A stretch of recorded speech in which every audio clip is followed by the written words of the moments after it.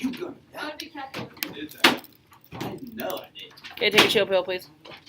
What? So take a chill pill, please. You got it? Okay, we're on page 274. I need someone to be the chief watchman, please.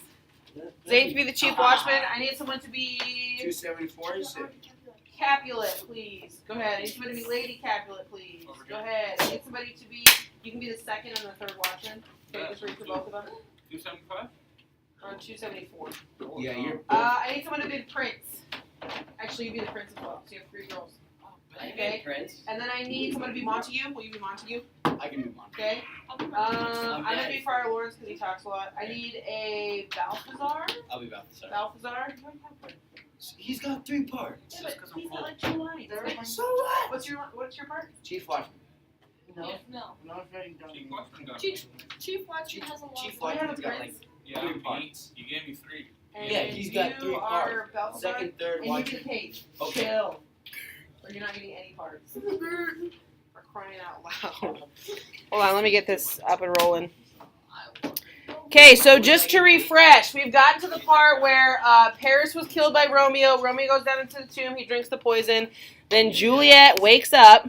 It's kind of funny because Oh, whoops. He's like, wait, where's Juliet? And then like 3 seconds later, oh, there's Juliet wakes up because Friar Lawrence showed up, and then he breaks the news that Romeo has been killed. He freaks out. He leaves, which really just makes me so mad. Like, why would he leave her there? And then Friar Lawrence. This is the whole reason of him being there is so when she wakes up that someone will be there. Right, and he got freaked out and then left. Okay, so now we're to the part where the chief watchman is gonna go ahead and I guess I don't need this hooked up right now. Oh wait, I think Juliet died. Oh, kidding. You think Balthazar is? Okay, so right to the part where the chief watchman. Go ahead and start at the very bottom where it says the ground is bloody. The ground is bloody. Search about the churchyard. Go, some of you, or you find it tapped. Pitiful sight, here lies our country slain, and Juliet bleeding arm, a newly dead, who there hath lain and is two buried. Go tell the prince, run to the Capulets, raise up the Montagues, some other search. We see the ground where those whose do lie, but the true ground of all is piteous woes. We cannot without circumstance desecrate. Just descry. Okay, so the chief watchman comes in and he's like, holy cow. Well, this is a war. There's blood all over the ground. County Paris is dead. Romeo and Juliet are dead. Juliet is freshly dead even though she was buried 2 days ago. Like, what's going on? So he sends his watchman to go out and search the churchyard to find anybody who might know what happened. Okay, second watchman goes ahead. Go ahead. Here's Romeo's man. We found him in the churchyard. Hold him in safety till the prince come hither.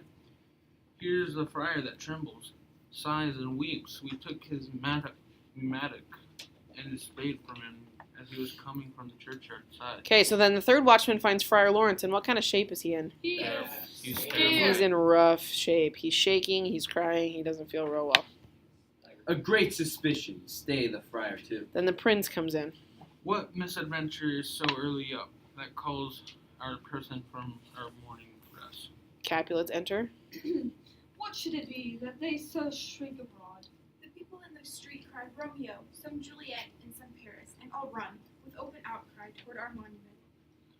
What fear is which startles in our ears? So, Virginia, here lies the County Paris slain, and Romeo dead, and Juliet dead, before warm and new killed.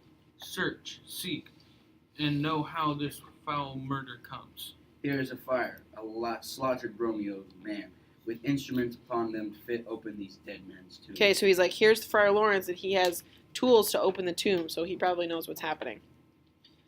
Oh heavens, oh wife, look how our daughter bleeds. This dagger hath mistaken for lo, his house is empty on the back of Monty, and is Missheathed. missheathed in my daughter's Bosom.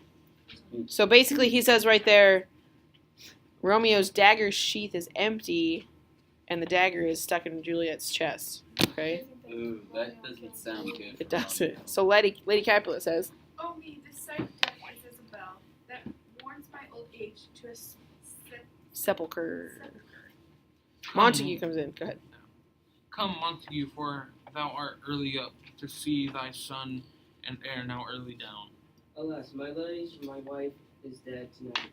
Grief of my son's exile hath stopped her breath. What further woe conspires against mine? Okay, so who else is dead now? Lady Montague. Lady Montague. Lady Montague died. Why? How? Because their son Heartbreak. died. His son was She- exiled. Because he was exiled. She doesn't know he's dead. Okay, now she's heartbroken. She was heartbroken that he had to leave. He was exiled, so she died of heartbreak. Okay, so she didn't ever find out that he Oh. was killed. Okay, so then the prince says, Look, and thou shalt see. O thou untaught, what manners is in this? To press before thy father to a grave. Seal up the mouth of outrage for a while, till we can clear these ambiguities, and know their spring, their head, their true descent. And then will I be general of your woes, and lead you even to death. Meantime forbear, and let mischance be slave to patience. Bring forth the parties of suspicion. okay, so basically he says, okay, everybody stay calm. We're going to figure out what happened, and then we'll go from there. Then he says, bring forth the parties of suspicion. So Friar Lawrence says, I am the greatest, able to do least, yet most suspected, as the time and place doth make me against me of this direful murder. And here I stand, both to impeach and purge myself condemned and myself excused. So he says, I am responsible. This is my fault. Then say at once what thou dost know in this. I will be brief, for my short date of breath is not so long as is a tedious tale. Romeo, there dead, was husband to that Juliet, and she, there dead, that Romeo's faithful wife. I married them. And their stolen marriage day was Tybalt's doomsday, whose untimely death banished the new-made bridegroom from this city, for whom and not for Tybalt Juliet pined. You, to remove that siege of grief from her, betrothed and would have married her perforce to County Paris.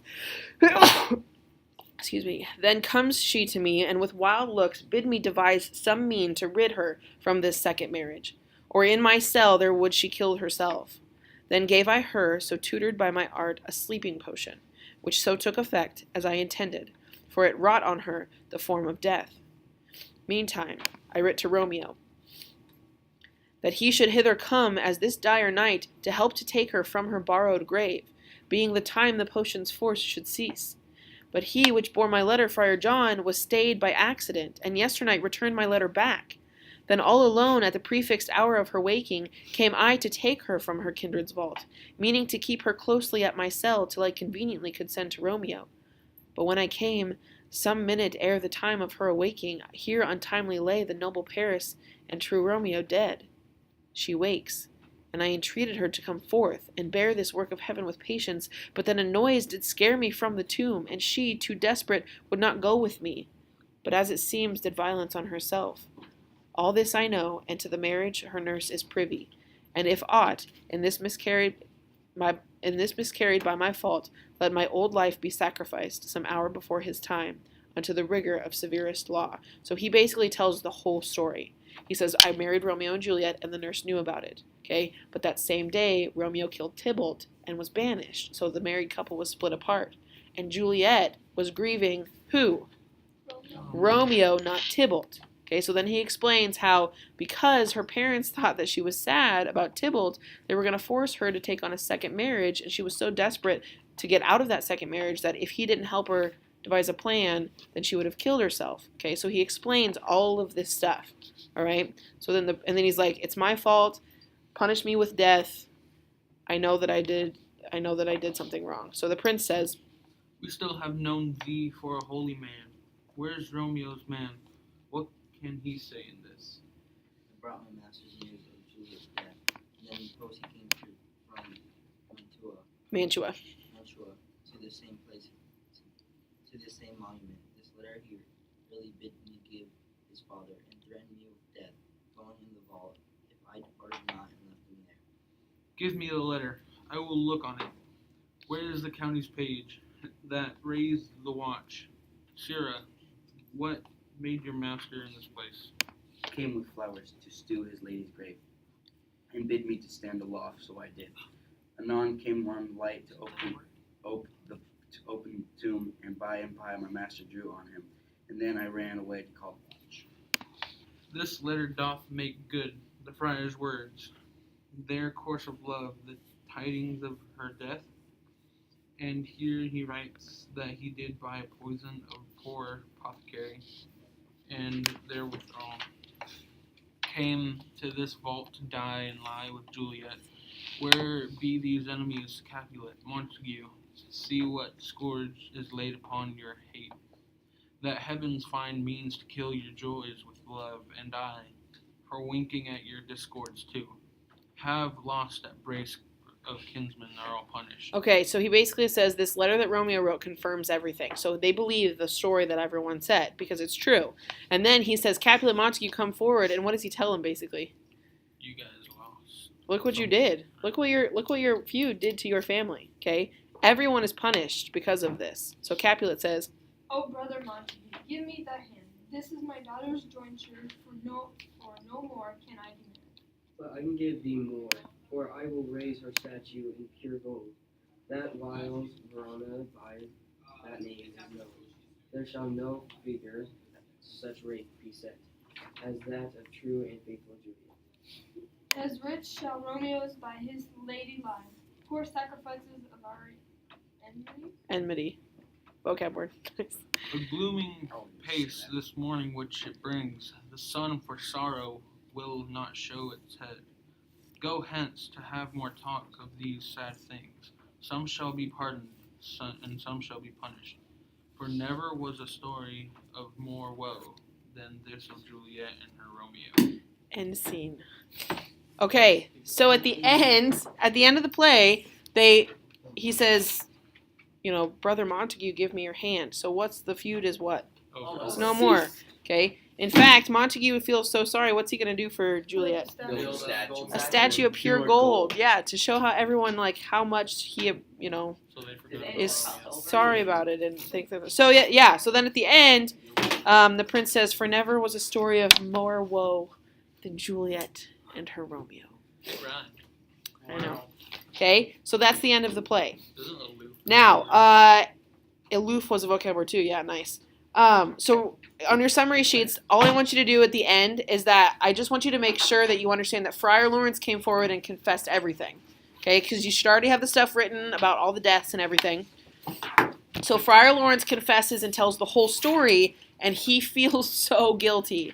I kind of a little bit feel bad for him because he just is absolutely torn apart.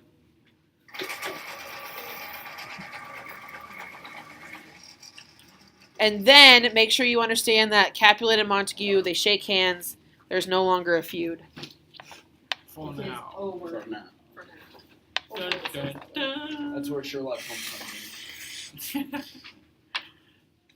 Okay.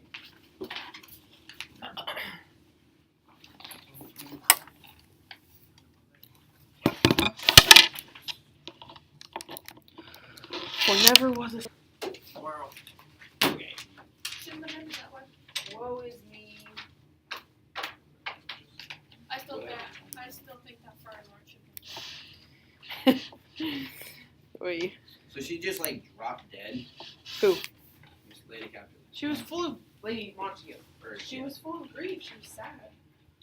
It's not too uncommon. I mean, it's pretty uncommon. People don't just die because they're sad.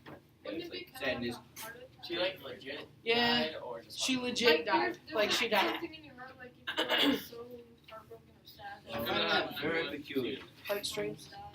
Okay, so we do have a test next Tuesday, and it's going to be multiple choice mostly. You're going to have a couple matching, things like that. There will be some essay questions, but nothing like the To Kill a Mockingbird one. Okay, just simple few sentence ones. It's not going to be as intensive. We will review for that next week, but you do have a final. It's called an essay, but it's only 3 paragraphs, and I ask you very specific questions because this is going to be a persuasive writing piece. I want you to convince me who is to blame for the deaths of Romeo and Juliet. Okay, there are a number of characters you could pick.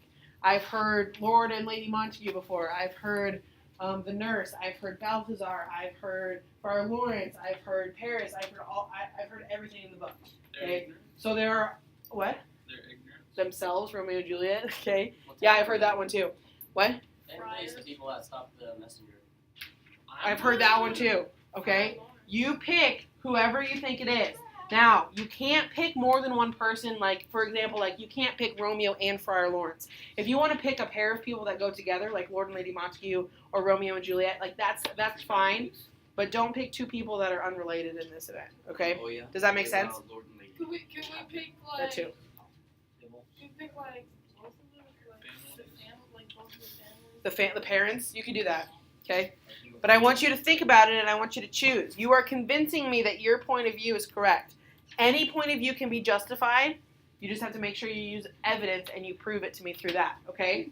Now here's the deal. You are going to need slides 4 through 8 for this essay because there's a lot of information. Because you're going to have to cite your quotes and your information. It's not that hard. Okay? But I'm going to teach you how to do that. On the next slide, though, this is the format of the essay. I ask you specific questions for each paragraph. You don't necessarily need an introduction. You don't necessarily need a conclusion. Okay? They're basically, you're just answering these questions, but in essay format. So, you have 3 paragraphs. Your first paragraph, which character do you believe is responsible for the deaths of Romeo and Juliet? So right away, I believe so-and-so is responsible for the deaths of Romeo and Juliet. You're going to name the character or characters, and you're going to tell us, this is the part that's a little bit different. Tell us about the character's relationship with Romeo and Juliet. Okay, so if you chose Friar Lawrence, you would say that Friar Lawrence served as kind of a father figure to Romeo. He's the one who married them in the first place. You're saying how that character is connected to Romeo and Juliet. Now, maybe you choose Balthazar. Is Balthazar connected to Juliet? No. No, so you would just explain his connection to Romeo and say that he wasn't connected to Juliet. Does that make sense? Okay, paragraph 2. Why do you believe they are responsible? Was it their actions? Was it their words? This is the why part. You need to give specific details from the play as to how the character is responsible. What did they specifically do or say that led to their deaths? Make sure you include plenty of detail. Does that make sense? Okay. What? If we, is it alright if it has no citation? It doesn't have to. You have to have quotes, so you have to have citations. So Okay. what was it like? Can we just Verona, What? Italian. What? He's asking where it took place. Did you have another question? Okay. Then in the third paragraph, this is a little tricky because you have to kind of think about how things could have been different. What could this character have done differently? Do you think that would have changed the outcome of the play? Why or why not? Okay. So if this person would have made a different decision, would it have changed the outcome? Would Romeo and Juliet have lived? You are kind of giving me a what-if scenario, and you're like, if this would have happened instead, maybe they would have lived happily ever after. Or maybe if this had happened instead, they still would have died. You know, you have to kind of do some critical thinking on that one because you have to kind of almost rewrite the story for me. Okay? Does that make sense? Is there a specific amount of sentences you want to use? A good paragraph has at least 7 sentences. Okay? That's a lot of What specific actions or decisions could they have avoided? Make sure you include plenty of details. I did go ahead and put your checklist on the side. You're going to type it. You need to use the correct MLA heading. Remember what that is? Sure. Your name, my name, class, due date. Okay? Double space, 12-point font. I want you to use Times New Roman. Use complete sentences. Use correct spelling and grammar. All of this stuff is on Canvas. It's a document on Canvas. So, hold on, just close your computer. If you want to print off your own copy, that's fine. I didn't print copies for people because half of you leave them on the table or throw them away. So I wasn't going to waste the paper. If you want to print off a copy, go for it. It's on Canvas. Okay? So those are the instructions for the actual essay. Any questions on that? Now I'm going to go over how to actually quote and cite lines in a play. If you would like to get out your notebook and jot down some notes, that's a good idea. You don't have to because it's all on here, but like me personally, I learn stuff better if I write it down. But I'm just going to go through the rules first, and there are quite a few rules. Okay? But they're all up here, so when you're writing your essay, I expect you to be referring back to these so you do it correctly. Are we ready for this? I give up. Rule number 1, you must put quotation marks around the quote. Obviously. That's a duh. That's like a duh. Duh. Rule number 2, you must lead into the quote. And I'll show you examples of this, but you can't just drop a quote into a paragraph. A quote cannot be a sentence by itself. You have to have something at the beginning of the sentence to help lead us into it. Does that make sense?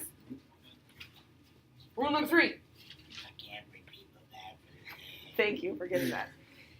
There are line breaks in a play kind of like a poem. So if you have multiple lines in the play that you're citing, once one line is done, you need to put a backslash to signify that the next line is started. For example, if I had done this correctly over here, there would be a backslash right there because this is one line and this is the next line. And I'll show you an example of that as well. You have to use a backslash to show that you've gone to the next line. Rule number 4. When you cite these, you have to do it in this order. You have to tell me the act, the scene, and the line numbers. When you cite a play, you do not need page numbers. Because the lines of the play, they're all the same. They're always the same, no matter what version you read. So you don't need page numbers. Okay? So when you write it, there's 2 different ways you can cite things, and this will be easier to grasp when I show you the examples. But if you're saying in Act 3, Scene 4, when you write the act, you write act, and then you use Roman numerals, just like I do right here. Okay, so that's Act 4, that's Act 2. When you write it out in a sentence, you use Roman numerals when it comes to the act, but for the scene and for the line numbers, you just use regular numbers. Okay, just like I did right here. Scene 6, Scene 5. Does that make sense? Is there a scene 5 in the book? For Act 4, there is. Oh, that's 4. Okay. Yeah. Now, when we do parenthetical citations, you're going to use numbers for all of those, and I'll show you an example of that as well. Parenthetical citations, which one are those? What do you put around them? Parentheses, where do they go? At the end of the sentence, okay? So for parenthetical citations, you still have to put periods after your citations. Just like should be by now. You always have to put periods after your parenthetical citations. Now here's another thing. When you type quotes from a play, you need to type it exactly how it looks, okay? If it's capitalized, you need to capitalize it. If there's a semicolon at the end of the line, you need to put the semicolon. If you are combining, okay, and I'll show you an example of that too. So like if I were to type that one up on the board, I would still put the semicolon in, and then I would put the slash. Because it has to be like it is in the book. No, because we don't need it, because it shows us where the line switches. Make sense? You know what I mean? Yeah. And the last one says, always explain why you use a quote. Make sure you're using quotes that are relevant to the point you're trying to make. You can't just be talking about something, throw a quote in, and then continue talking about it without telling us why you use that quote. Like, what's the point? It can, but not necessarily all the time. You might need to give us a little bit more explanation. Are there any questions on the rules of quoting and citing plays? Most of the time you will use direct quotes when you use a play, like evidence from a play. Sometimes if you want to summarize, that's fine, but you still have to cite your information, just like you did with To Kill a Mockingbird. Or your informative papers. Just because it's not a direct quote doesn't mean you can just use it. Are we good with this? Okay. Now these are the in-text citations. This is just the normal stuff. This is how you do it. You're just basically telling me where you got the quote. So at the beginning of the sentence, for example, I say, in Act 4, Scene 5 of Romeo and Juliet, Lord Capulet states, "Death is my son-in-law, death is my heir, my daughter he hath wedded," in lines 38 through 39. I don't have a period at the end of the quote because it's back here. I have my backslash where the line switches. What do I do to Romeo and Juliet? Italicize it because it's the title of the play. Every time you type the play title, you need to put it in italics. Yep. Books 2, yep. So I have my Roman numeral for my act, my number for my scene, and then I have my line numbers. The other example says, according to Act 2, Scene 6, lines 9 through 10, Friar Lawrence warns Romeo that, quote, "these violent delights have violent ends." Every time I have a quote right before it, you gotta have a comma. Does it matter where you put the lines or where it says lines? Because in that one you have No, these are both used, would both be correct. So use these as a guideline. You can do it however you would like to, as long as you get all the information in there. Act, scene, line numbers.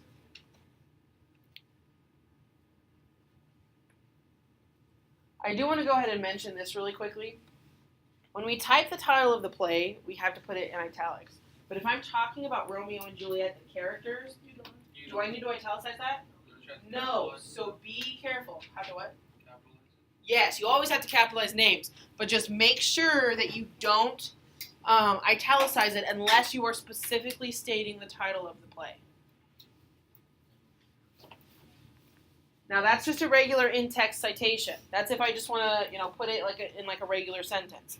The next slide is going to show us how to do parenthetical citations. And you can choose either way. If you want to do it this way, that's fine. If you want to do it the other way, that's fine too. It's all from the same play, so it's not like we need to make sure we do this one first and then the parenthetical citations. You can use either one and it's fine. So we have parenthetical citations. These are the ones that you put in parentheses at the end of the sentence.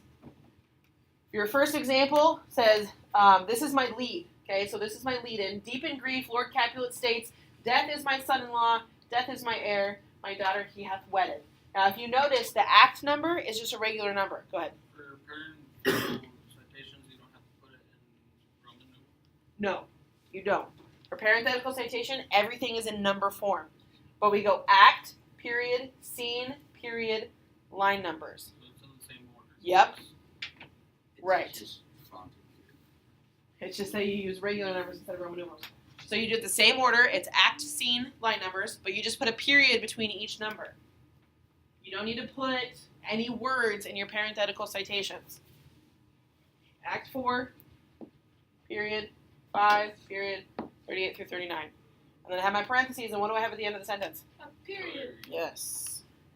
So you'll put your citation in there. Say that again. You'll put the citation in like you will put it in the quote, but you'll after the quote. Correct. Because originally there's a period right here, but I don't need it there because I have it down here. Now, if there were a question mark here, what would I do? Question mark. Nope. Leave the question mark alone, put a period at the end. The only type of punctuation you have to move is a period. Everything else stays there. Okay? My second example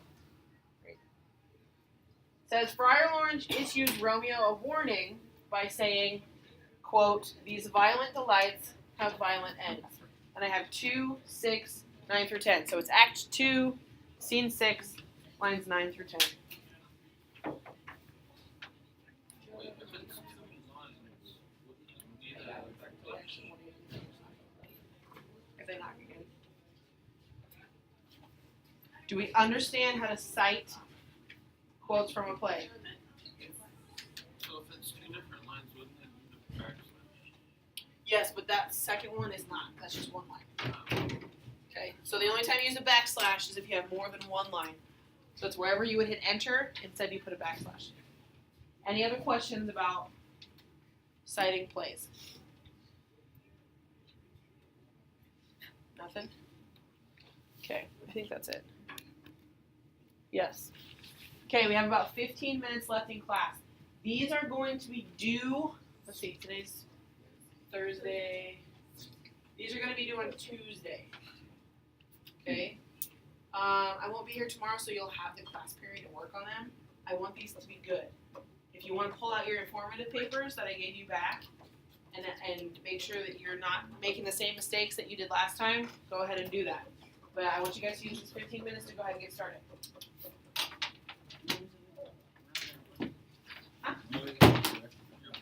We're going to watch on Wednesday and Thursday, we're going to watch the whole movie. That's But right. like a different version. It's the Leonardo DiCaprio version. It's more accurate than Very the other one. confusing. I know. It's fine. Leonardo DiCaprio Because each more is, like, accurate. There's benefits to each of them.